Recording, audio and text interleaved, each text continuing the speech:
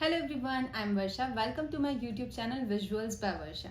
Have you ever seen those elegant flowy letters that look like they're dancing on the paper? That is copperplate calligraphy. Today I will be introducing you to copperplate calligraphy and tools that you need to get started. So first let's start with what is copperplate calligraphy.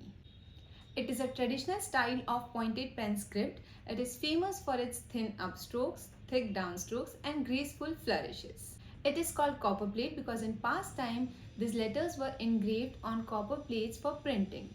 And today these are used in wedding invitations, certificates and elegant design work. Now let's talk about the things we need to get started. We need 4 tools. So I will show you a close-up look. Let's see, the first one is the oblique holder or a straight holder. The second is nib. Third is ink. And the fourth one is paper.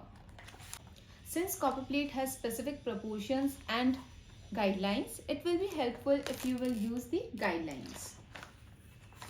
Now let me show you what is on my desk. So let me show you a close-up look of the tools you need. So this is a Nikojie nib that you need. I have shared 2 other nibs that you can use to start your copperplate journey. Then these are the 2 different type of holders that can be used for calligraphy. This is a straight holder, and once you insert the nib, let me show you. So this is how we insert nib. Okay, so once you insert the nib, you have to dip it in the ink and start writing.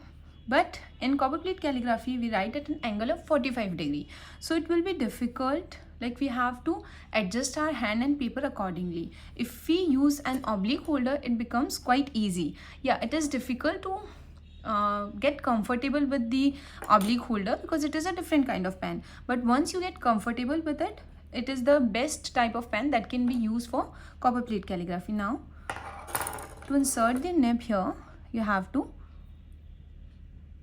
take it like this and press the nib. It should come straight to the center of your holder. Okay, so this is how we insert the nib in our holder. The third thing we need is ink, and the fourth thing is we need is paper.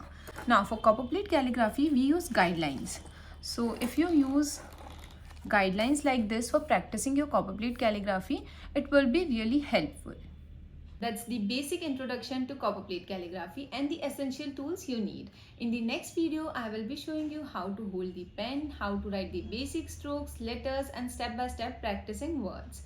If you're interested in learning, don't forget to subscribe and press the bell icon. Also, let me know in the comment section what do you want to learn, what is the one thing that you're curious to know about copperplate calligraphy. Thank you for watching. Bye-bye.